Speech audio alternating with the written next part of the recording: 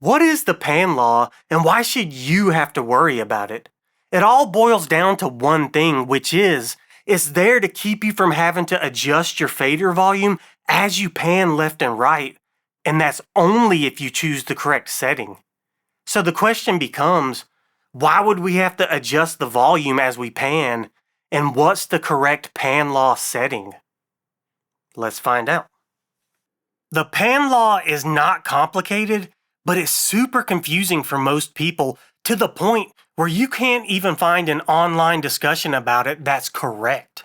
I can get why, but I can also make it super simple for us because the pan law only really applies in two scenarios. The first scenario where you need to concern yourself with the pan law is if you're panning instruments, which is all of us. So look, if you pan instruments and you choose a static position and they never move, all you need to do is pick one pan law and stick with it. Now, there is a best one I suggest you pick, but still, you pick one and you stick with it. The other scenario is if you're automating panning and you're moving it back and forth across the stereo field, across the panorama, you still need to choose one pan law and stick with it, but you have to choose a specific pan law setting, which happens to be the same one I suggest for if you have static instruments. So which is it? I'll tell you in a second and why. Look how simple this is. The first scenario applies to all of us. The second scenario applies to very few of us, which is it relates to when you're dealing with mono mixes. Stereo mixing rose to popularity in the 1960s, and then we left mono behind, except for now, like in the club. Some clubs play mono mixes, but what they do more often than not is they just fold down stereo mixes, which defeats the purpose, and I'll explain that later as well. But the point is, there's two scenarios, and for 99.9% of us, only one of these scenarios apply, and it has to do, obviously, with panning. So why are we even worried about this? Let me illustrate it with a point. Think about this. 99.99999% of the time we listen to music, it's two earbuds, two speakers, we're in stereo. So when you've got an instrument panned to the center, you're pumping the sound out of both speakers equally at equal volumes. But what happens when we start panning? Let me illustrate this for you on the computer. Now look at this red track, the pan law track. I'm going to play this. Look at the meters first. They're playing at about equal volumes. Watch what happens when I start panning left. The left speaker starts increasing in volume and the right speaker starts decreasing. And the further and further I keep panning left, that right speaker starts decreasing more and more until I hit hard panned left and the right speaker is muted entirely. This is what's happening gradually more and more as we pan harder and harder to one side. One speaker gets a little louder, but the other one just gets quieter and quieter till it's off. So the problem now is you have to start increasing the volume of this hard pan track to make it match the volume of when it was center panned. Why is this? Well, when you were centered, you were playing out of two speakers at X volume, right? Well, now you've hard panned left, so you've cut out the right speaker altogether, so now you're playing at X divided by 2 volume. You've cut the power in half. So as it turns out, we need to increase the hard panned volume that's coming out of one speaker. To make it match the center panned volume, we need to increase it by exactly 3 decibels full scale. That's the digital scale where 0 is the max, and that's what all of our DAWs use. We need to increase by 3 decibels to do that volume matching. That sucks. This is where the pan law comes in. Imagine if every time you panned an instrument, you had to bust out the calculator and be like, okay, I panned 33% to the left times 3 decibels, so now I need to increase the fader by just about 1 decibel. That sucks. Thankfully, this is where the pan law comes in, and it does it for us, if you set it up correctly. Now, this is just a piece of info. Back in the 1930s, Disney invented the panoramic potentiometer, or the pan pot, when they were creating the first stereo mix for their movie Fantasia.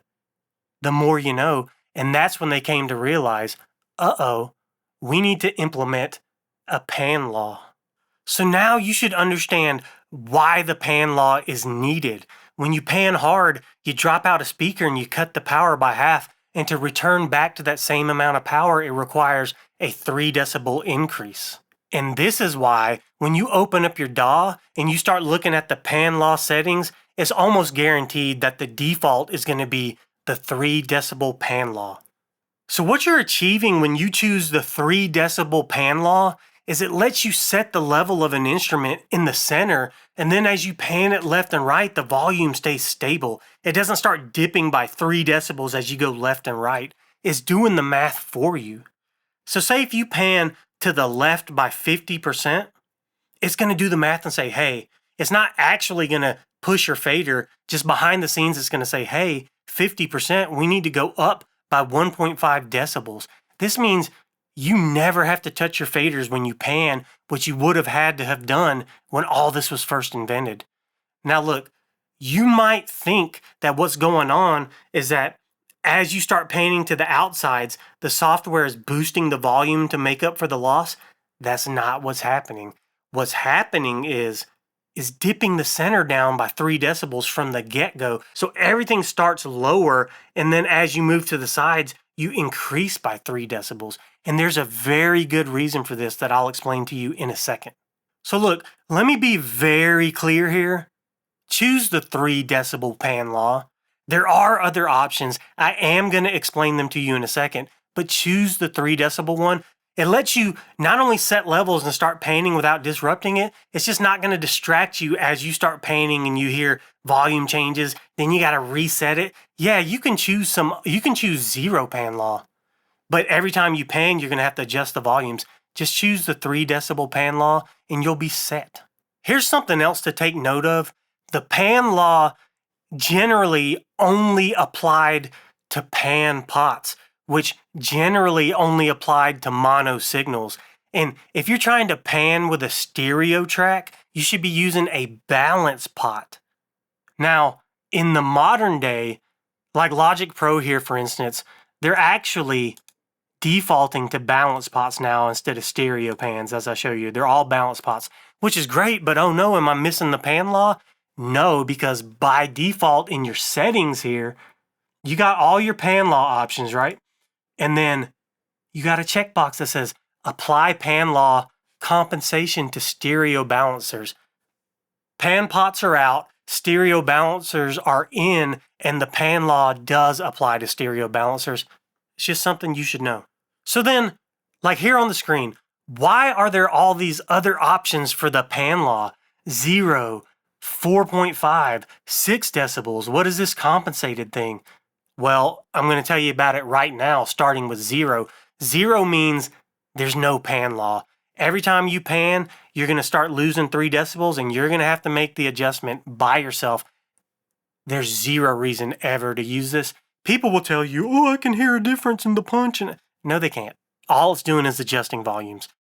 So this leaves us with the 4.5 decibel pan law and the 6 decibel pan law. And the one that matters here is the 6 decibel. The 6 decibel pan law is concerned with mono compatibility. This is when you're concerned with the levels of your overall final mix and not individual track levels.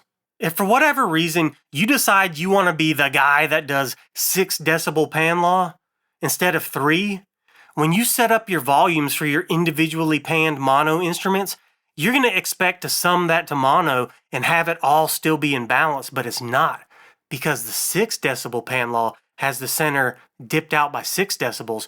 So those volumes that you had just right and they would have been right with the 3 decibel pan law, they're now going to be 3 decibels too quiet. So the question is, why does the 6 decibel dip even exist? Remember when I said I was going to explain why we attenuate the center volumes down instead of boosting the hard pan volumes up? The reason is because we've got a target level and we'd rather be coming down under that than going too hard into the mix bus or the master or exceeding broadcast standards when we ship it off to whatever streaming services, right? So look, this is all about saving time and sticking to broadcast standards without exceeding them and without having to maintain a stereo mix and a mono mix. So remember, we need that 3 decibel dip in the center volumes in order to maintain individual track volumes as they pan around, right? Now, that was in terms of acoustic power from the speakers, and we were talking about decibels full scale, dBFS. Now, when we're talking about the overall mix, printed, final, done, shipped out, what we end up needing in terms of decibels volume units, dBVU, is a 6 decibel full scale dip in the center. This is in terms of not acoustic power, but voltage. Now, what sucks is when you have to do this 6 decibel dip, your individually panned instruments are not going to maintain their level when this is summed to mono. They're going to be 3 decibels too quiet. This sucks. Is there a compromise? So in the 1950s, the BBC did come up with a compromise, and it's super clever, which is instead of 3 and instead of 6 decibel pan law, let's just shoot for 4.5 right up the middle. That way, there will be a disruption in the overall printed mix levels. There will be a disruption in the individually panned track volumes, but it's a compromise. We're going to meet in the middle. Both will be disrupted, but both will be disrupted less than they would be otherwise. I wouldn't do it, but they're pumping out a ton of content constantly, so I understand why they came up with that. So look, what's the big takeaway so far? Use the 3 decibel pan law. Even if you care about mono mixes like EDM, rap, or R&B for the club, most of the clubs don't have access to all these mono mixes, and everything they want to play, they're probably just streaming it on a playlist and folding it down to mono. So if even half of them don't care about mono mixes, you shouldn't care about mono mixes. The big benefit is you're going to get stability when you pan tracks around the panorama. That's why you should choose the 3 decibel pan law. So look, here's the part that gets everybody so confused because they do the right thing and they say, I'm going to do a real world experiment in my DAW here and I'm going to see what's what. And then it doesn't meet their expectations because their expectations were wrong. And this is the problem. The pan law is only in play in the DAW. So if you want a mono mix where these individually panned instruments maintain the same level, you have to do that in the DAW when the pan law is in play. Once you print the mix and then you try to fold that to mono, you're not going to get the results you expected. What you're going to find is these hard panned mono instruments still end up 3 decibels too quiet. Now, double panned instruments like guitars, they might come in and double and then come back up to 3 decibels because there's 2 of them. But what you're going to find is there might be phase problems.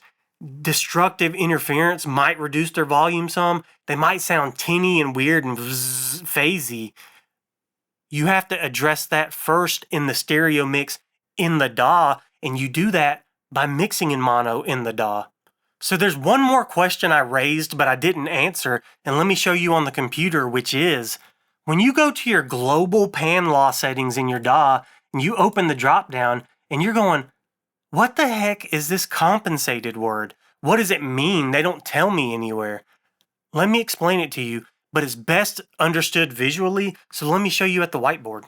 So I've got 2 separate graphs here. We've got 0 decibel lines here, and what we're going to do is show you how the classic pan law behaves as I've been describing so that you can understand what the compensated pan law is doing. So as I've been trying to describe to you the classic pan law, in order to keep volumes consistent as you pan from left to right, there is a 3 decibel dip at the center, right? So what's happening is we're not increasing volumes on the side, we're actually decreasing in the center. That's how the pan law works so that we don't start overloading on our volumes. So the difference with the compensated pan laws is just the exact opposite. Instead of dipping towards the center 3 decibels, we're actually just going to increase towards the sides by 3 decibels. That's it. You can use the compensated pan laws if you want to, if you like that schema for whatever reason, but I would recommend sticking with the classic because what this does is it lowers the overall volume instead of having you push too hard into the mix bus, into your master limiter, exceeding broadcast LUFs, exceeding their true peak limits. So this keeps you safe and gives you more headroom. You can always push back up on your master fader, but if you don't catch a mistake because you've pushed your levels up too high with the compensated and you send that out, it's too late. If you send this out too low, all they have to do is increase it. You can't fix clipping.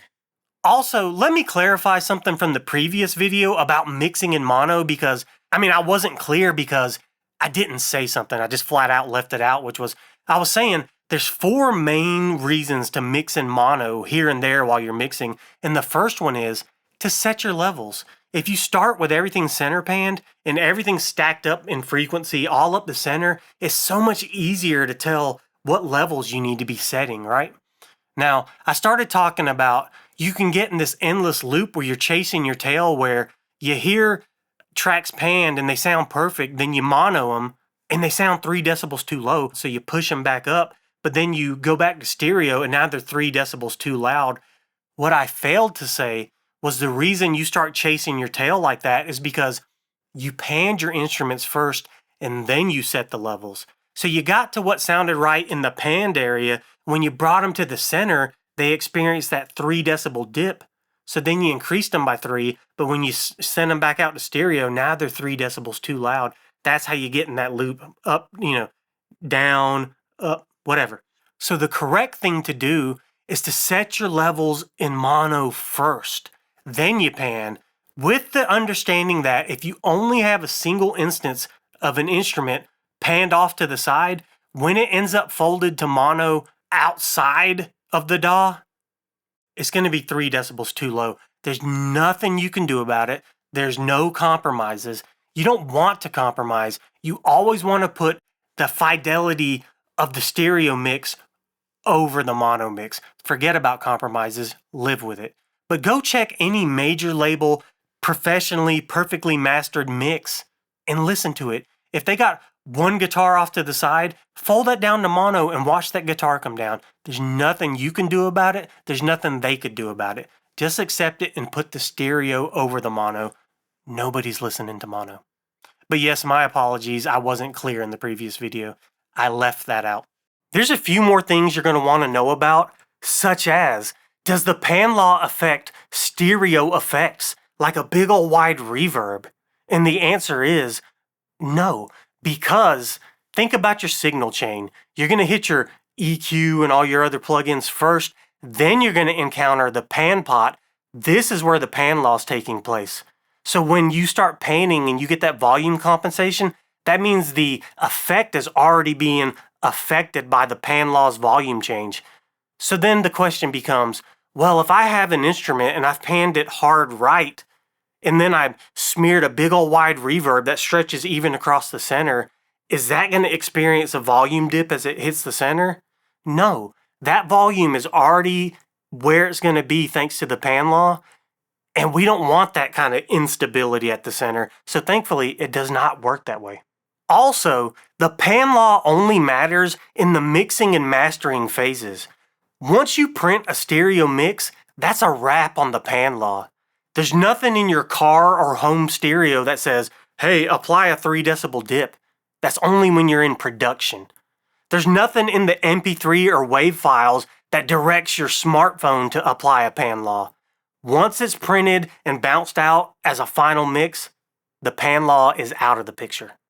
So what this means is, if you do need a negative 6 decibel mono mix, you have to take care of that in the DAW while the pan law is still at play, because otherwise, if you try to take your stereo mix and fold that down to mono, you're not going to get the same result. As far as we're concerned, the reason the pan law exists is to keep a constant volume as we pan mono instruments left and right through the stereo field. Now, if we're concerned about the volume of our final mono mix as compared to the stereo mix, we need to use the 6 decibel pan law. But expect those mono panned instruments to be too quiet when you fold that down to mono. And it's going to be the same case in a 3 decibel law mix. Anytime you fold mono panned instruments without a double down to mono, you're going to lose about 3 decibels. So expect it and don't try to get it right in both stereo and mono. So the important thing here, if I could wrap it all up in a little bow and give you one piece of applicable advice, it would be to choose one pan law setting, make it the 3 decibel pan law, and never change it within a single song's mix session. Because if you change it, you're going to throw off the volume balances of either your panned instruments or your center. So set it and leave it alone. You can see why this is such a complicated issue for so many people. Thankfully, for 99.9% of us, we can just set the 3 decibel pan law, not compensated, and we're good to go. If you want to know why I said we're going to use pan pots for mono tracks and balance pots for stereo tracks, click this video right here. Otherwise, it's going to be my little secret. Don't you want to know? Huh?